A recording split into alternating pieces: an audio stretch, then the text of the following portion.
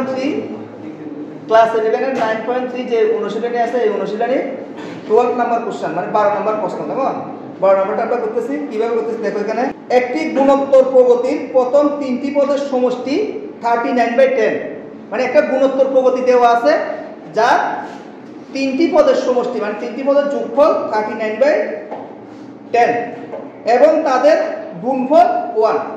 এবার গুণফল দেওয়া আছে 1 সাধারণ অনুপাত এবং পদগুলি নির্ণয় করো তাহলে একটা গুণোত্তর প্রগতি দেওয়া আছে এই গুণোত্তর প্রগতির তিনটি পদের যোগফল দেওয়া আছে এবং গুণফল দেওয়া আছে এখন আমাদের বলা হলো কি সাধারণ অনুপাত কত আর একটা কি বলা হলো পদগুলি কত পদগুলি কি কি কেমন তাহলে গুণোত্তর প্রগতি যদি তিনটা পদ দেওয়া থাকে পদগুলা কি কি ধরতে হয় এইটার একটা সূত্র আছে এটার একটা নিয়ম আছে কেমন যেমন আমরা সমান্তর প্রগতি করছিলাম সমান্তর প্রগতির সময় যদি তিনটা পদ থাকে তিনটা পদকে আমরা কি ধরি a plus b a plus 2d এর গুণ ধরি তো সেম ভাবে গুণোত্তর প্রগতির ক্ষেত্রেও যদি তিনটা পদ নির্ণয় করতে বলা হয় পদগুলা হ্যাঁ পদগুলা ধরতে হয় কেমন কি ধরতে হয় এরকম a by r a r লেখো যদি পদগুলি হলো লেখো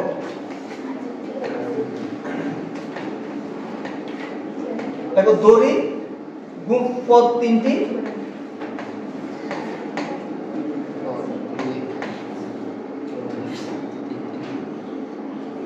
দেখো দড়ি পদ তিনটি a by r comma a comma a r তিনটা পদকে এরকম ভাবে ধরতে হবে এরকম ভাবে ধরলে আমাদের একটা সুবিধা আছে কেমন সুবিধাটা কি আমরা এখন অঙ্কটা যখন করুন তখন তোমরা সুবিধাটা বুঝতে পারবে দেখো এই তিনটা কি গুণোত্তর প্রগতি আছে না a by r a আর একটা কি লিখছি a r গুণোত্তর প্রগতি আছে নি এটা কত সাধারণ অনুপাত কত r r গুণ করলে পদগুলো পাওয়া যাবে তো ঠিক আছে তাহলে এটা একটা গুণোত্তর প্রগতি এইভাবে আমাদের ধরতে হবে তিনটা পদ থাকলে কেমন এটা ধরার সুবিধাটা কি এবার এই তিনটা পদের আমাদের কি কি দেওয়া আছে এখানে তিনটা পদের কি দেওয়া আছে যোগফল দেওয়া আছে আর গুণফল দেওয়া আছে তাহলে লেখো প্রশ্নানুসারে তাহলে প্রথমে কি তিনটি পদের যোগফল তাহলে কি লিখব আমরা a by r plus a plus ar এটা যোগফলটা দেওয়া আছে কত আছে 39/10 তাহলে এটা লিখব 39/10 এটা এক নাম্বার এটা আমাদের দেওয়া আছে ঠিক আছে এটা দেওয়া আছে 1 এটা দেওয়া আছে গুণফল 1 দেওয়া আছে যোগফল এটা দেওয়া আছে কথাটা বুঝা গেছে নি এই দুইটাতে লেখা লিখলাম লেখাটা বুঝা গেছে নি তোমাদের কিভাবে লিখছি বুঝা গেছে তো কারণ এটা বইতে দেওয়া আছে প্রথম তিনটা পদের যোগফল আর দেওয়া আছে প্রথম তিনটা পদের গুণফল এই দুইটি সমীকরণ থেকে আমাদের কি কি নির্ণয় করতে হবে এখানে a এবং r ঠিক আছে আচ্ছা তাহলে a এবং r নির্ণয় করি আমরা এখান থেকে দেখো এই যে এখানে a r R a r কি কাটা যায় তো তাহলে কাটা গেলে এখানে কত আছে a গুণ a তিনটে a থাকে তো তাহলে কত হয় এখানে a কিউব সমান সমান কত 1 তাহলে a কিউব সমান যদি 1 হয় তাহলে এর মান কত হইব এর মান 1 তাহলে সুতরাং আমাদের এখানে লিখতে হবে সুতরাং a = 1 বুঝা গেছে নি a = কত হলো 1 তাহলে দেখছি তো আমরা এই যে এই ফরম্যাটে ধরার পর আমাদের কি সুবিধা হলো ওই এর মানটা ডাইরেক্ট পাইলাম ঠিক আছে এর মানটা আমরা যদি এখানে বসাই তাহলে কার মান পাওয়া যাবে আর এর মান পাওয়া যাবে তাহলে এর মানটা এক নম্বরে বসাও কেমন 1/r plus 1 plus 1 into r equal to 39/10 এতটুকু বুঝা গেছে তো এই যে এক নং সমীকরণ আছে এই এক নং সমীকরণটার মধ্যে আমরা এক জায়গাতে 1 লিখছি এক জায়গাতে কি লিখছি 1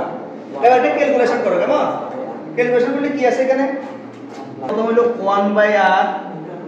plus 1 plus r equal two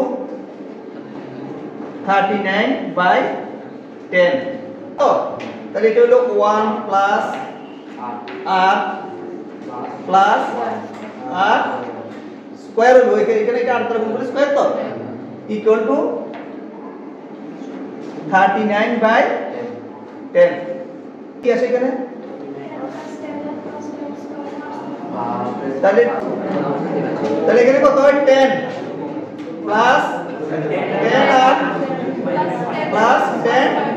R square equal to 39 r এতটুকু এখানে কি আছে ক্যালকুলেশন করার পরে 10 plus 10 r plus 10 r square equal to 39 r ঠিক আছে এই পার্টটাকে আমরা কি করতে হবে ক্যালকুলেশন করতে হবে ক্যালকুলেশন করার পরে আর এর মান নির্ণয় করতে হবে কেমন আচ্ছা এখানে এটাকে কি সব থেকে একদিকে নিয়ে আসো সবগুলোকে একদিকে নিয়ে আসো তাহলে এখানে 10 আর স্কয়ার মানে পাওয়ারটা প্রথমে এটা বড় আছে এটা প্রথমে লিখি তাহলে এখানে লিখতেছি 10 আর স্কয়ার প্লাস 10 আর মাইনাস 39 আর এই যে এটা এদিকে মাইনাস আছে কেমন plus 10 equal to 0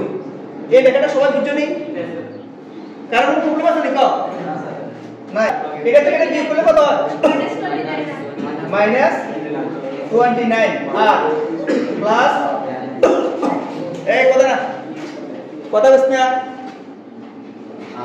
10 equal to 0 আচ্ছা এবার মিডল টার্ম করতে উৎপাদক সাথে কেমন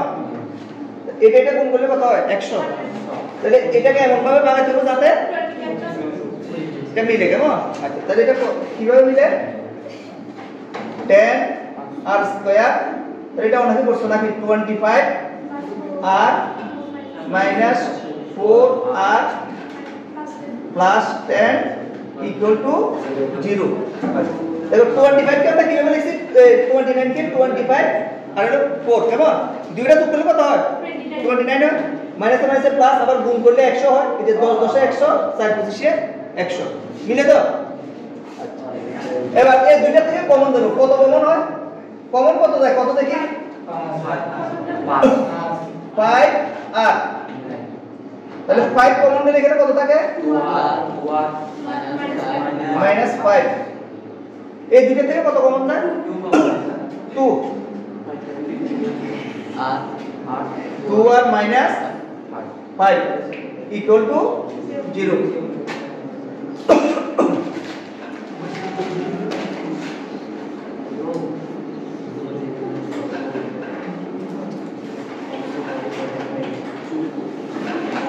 এতটুকু বুঝা গেছে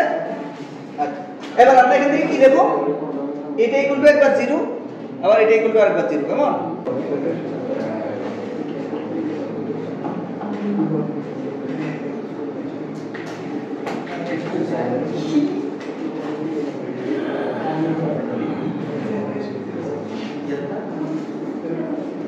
আর ইকুয়াল টু কত হলো 5/2 আর ইকুয়াল টু কত আসে এখানে 5/2 আর এটা ইকুয়াল টু 0 লেখা দেখি কত আসে 2/2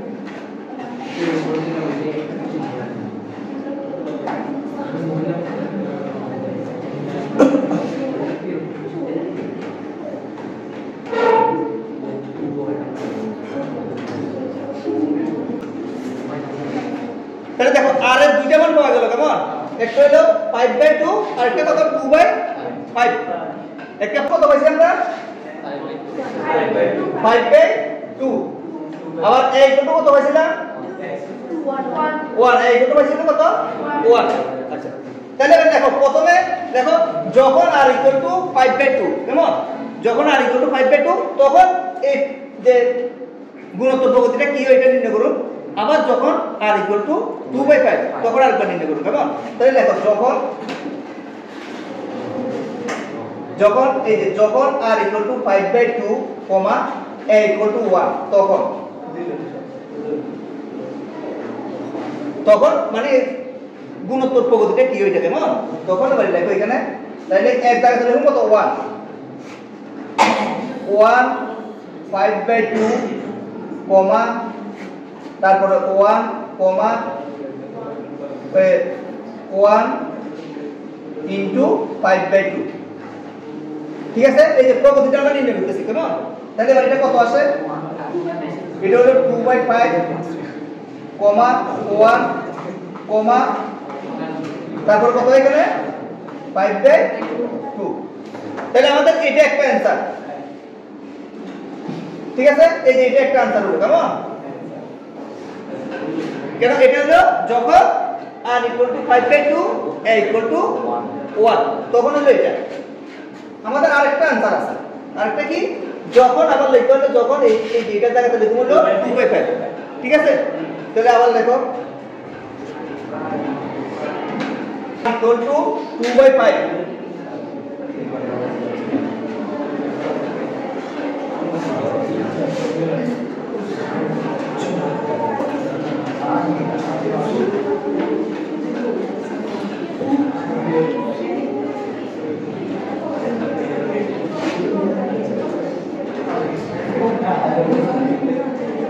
তখন তাহলে কত কি হবে এখানে 1 বাই কত হবে এখানে 2/5 1/2/5 কমা 1 কমা